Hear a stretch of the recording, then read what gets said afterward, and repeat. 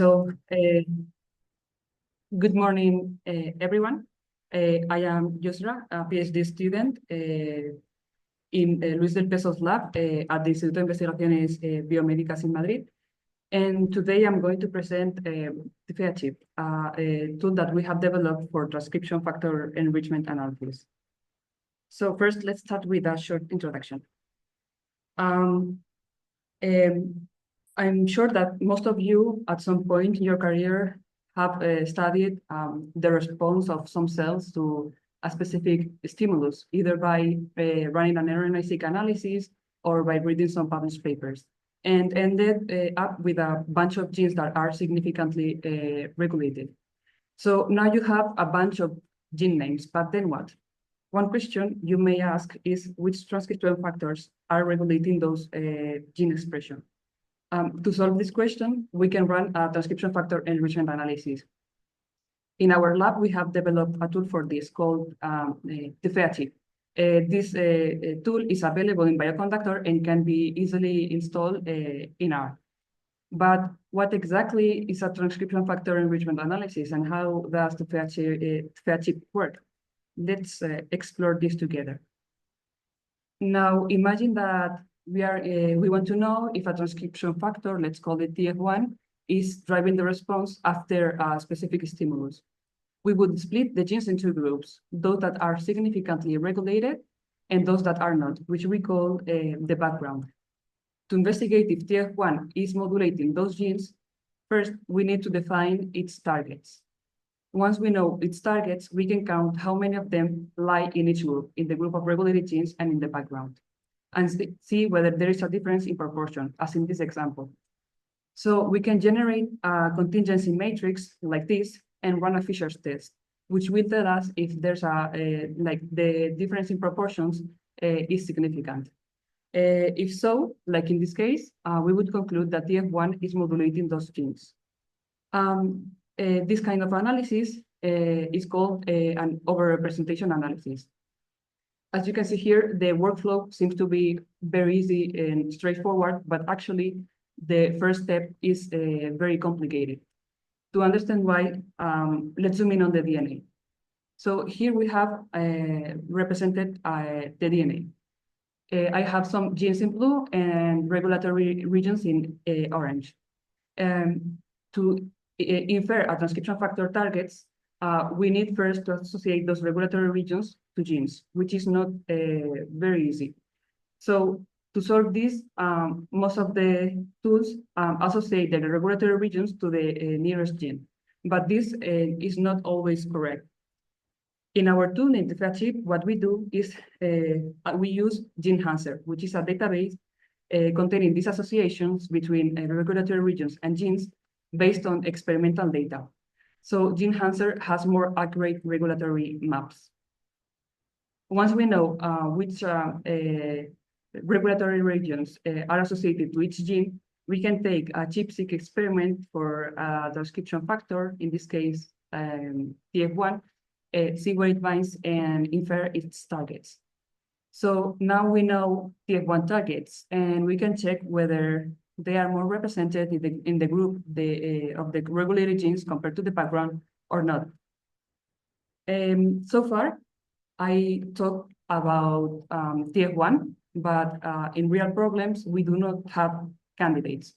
So what the TFEA.ChIP does is run this analysis, but with over 8,000 different ChIP-seq experiments, identifying those whose targets are more represented in the regulated genes by the stimulus versus the background. Those ChIP-seq experiments are taken from GREEMAP 2022, which is a comprehensive and standardized database containing 8,103 different ChIP-seq, covering more than 1,000 transcriptional regulators. Okay, so now I'm going to show you an example and take you through the whole analysis with the TFEA.ChIP step by step. In our lab, we study hypoxia, and in this context, the HIF is key.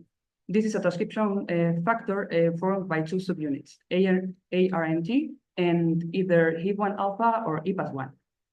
In normoxic conditions, this second subunit is hydroxylated and degraded, but in hypoxia, it is stabilized and it can bind AR and T.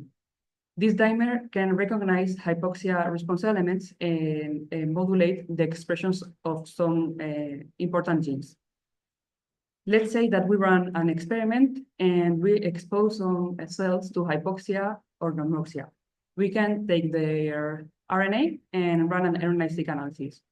We can compare the expression of each gene using a differential expression analysis. So we would end up with a table indicating how much each gene has changed their expression after the hypoxia stimulus. So the first step to run TFEA.ChIP is preprocessing the table.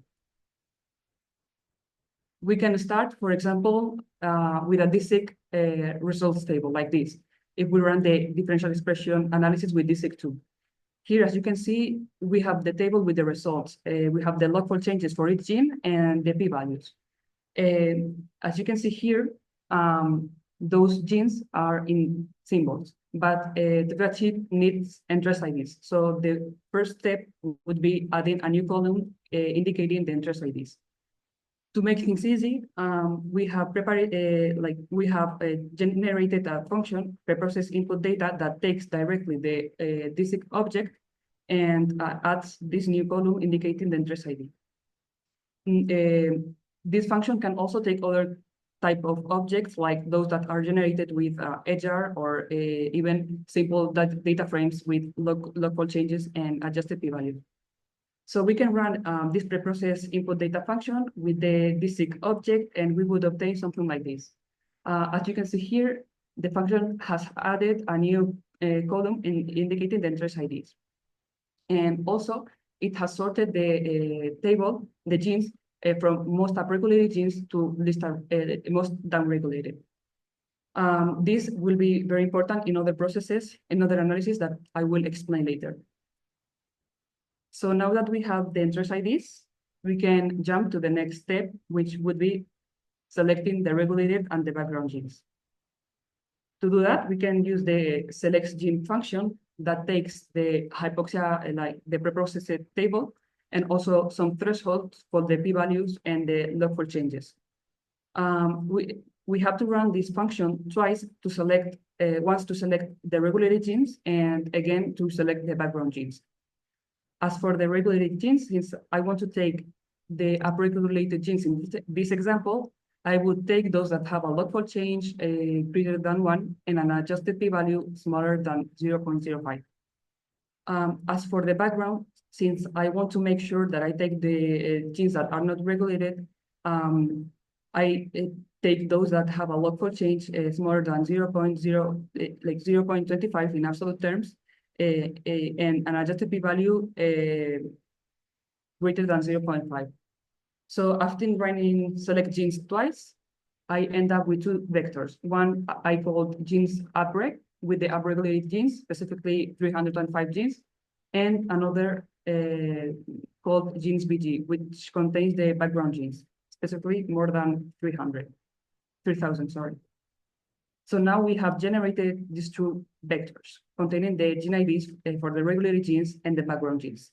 And remember that we have inferred the target genes from over 8,000 different ChIP-seq experiments. So with this information, and for each one of those ChIP-seq, we can generate a contingency matrix and run a Fisher's test. We can use the function contingency matrix with the two vectors that we have just generated, and this would return the 8,103 different contingency matrices. Each one of these would look like this, and we can run with each one of them a Fisher's test. This can be done using the getCMstats function. Those Fisher tests would tell us if there's a significant association between the targets that we have inferred for the specific ChIP-seq and the genes that are regulated after the stimulus, in this case, hypoxia. So we would end up with a table like this. Each row corresponds to the results from the Fisher test for a ChIP-seq, a specific ChIP-seq. So we would have a table with 8,103 rows. As columns, we would have the accession ID for the ChIP-seq and also the information like cell treatment and the transcription factor. And as other columns, we would have the results for the Fisher's test, specifically the odds ratio and the p-values. This table is sorted from starting from the strongest enrichment. So as you can see here, we see that if we run the TFEA.ChIP with our experiment, we obtain two ChIP-seq for EPAS1 and ARNIT as the ones that have the strongest signal. We can look at the results in this table, or we can plot it using a volcano plot.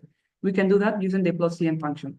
This would plot in the x-axis the p-values and in the y-axis the odds ratio. Each one of these dots represents one ChIP-seq. So the closer they are to the upper right part, the strongest is the signal of the enrichment. As you can see here, ChIP-seq for ARNT and EPAS1 show the strongest enrichment, which makes sense given that our cells were exposed to hypoxia. So as you can see, our tool works very well, but we are working in new improvements, and one of them consists on generating a new wrapper function that performs all the analysis in just one step. This wrapper function takes, as you can see here, directly the DSEQ object and the threshold that we need to set to select the background and regulated genes, and runs the whole analysis. It also includes a new feature that the package has, which is removing the transcription factors that are not expressed in our cells from the results table, thus returning more accurate results. So now I just have explained you how to run the representation analysis in TFEA.ChIP, but TFEA.ChIP also can run another type of analysis, specifically the gene set enrichment analysis, or GSCA, developed by the Broad Institute. For those who are not familiar with this type of analysis, in order to run it, we first need a list of genes that are sorted by some kind of score, like log changes or adjusted p-values. Now you can remember that the preprocessing function has sorted our initial table from most upregulated genes to most downregulated. So we can use this output table to run the GSCA. Then with a list of target genes for a specific transcription factor, we can search them in the list and highlight them here in black. We can obtain something like this. And in this example, all the target genes are clustered at the top of the table. This would mean that most of them are upregulated, and then we can conclude that TF1 is one of the modulators of our response. However, if we see something like this, the target genes randomly spread throughout the whole list, we would conclude that TF1 is not involved in our results, in our response. We can run the GSCA with the wrapper function, just changing the method parameter to GSCA. We can run it with the hypoxia example, and we would obtain something like this. Here I showed you just the results for two ChIP-seq for better visualization, specifically a ChIP for EPAS1 and another for ARNT. As you can see here, the targets for those ChIP-seq are clustered together at the top of the table, meaning that those subunits are somehow involved in the response to hypoxia. So I have just showed you how to run TFEA.ChIP, but we also tested the tool. Specifically, we have used some benchmarking data, like 369 data sets from the C2CGP collection in the molecular signature database. Each one of these data sets defines targets for a specific transcription factor. So we run TFEA.ChIP with each one of them and checked whether the tool was able to detect the expected transcription factor at the top of the results. So we did that with TFEA.ChIP, but also with these other tools for transcription factor enrichment analysis and compared the results. As you can see in this plot, TFEA.ChIP outperformed the rest of the tools. It's also worth mentioning that TFEA.ChIP runs in R and can be easily integrated in workflows like differential expression workflows like Lima or HR or DISTIC2, while the others run in other type of environments.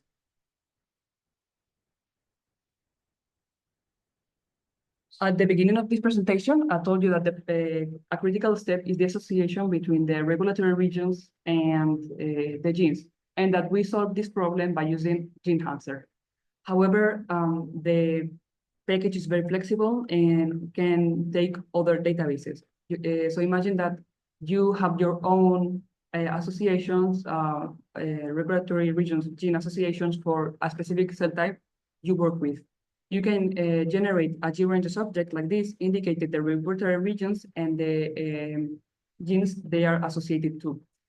This, together with the ChIP-seq binding site from REMAP, can be used by the make-ChIP GeneDB function to generate a new database that TFEA.ChIP can use. In fact, that's what we are doing with the new enhancer gene regulatory interactions developed by ENCODE. We are trying to change and improve the default database.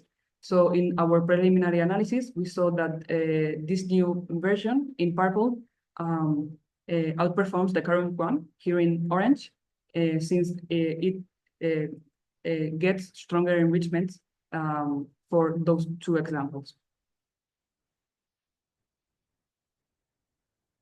TFEA.ChIP runs in R, but we also have a web platform that makes everything easier for people that do not code. So you can run here the overrepresentation analysis by just pasting here the regulated genes and here in this other box the background genes, or the GSCA by submitting that delimited table indicating the log4 changes and the p-values.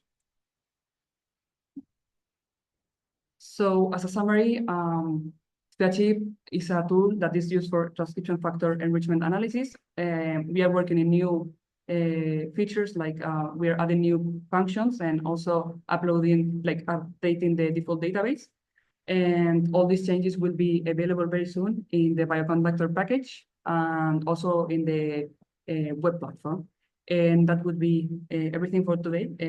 Thank you very much for your attention. If you have any questions, I'm ready to answer them.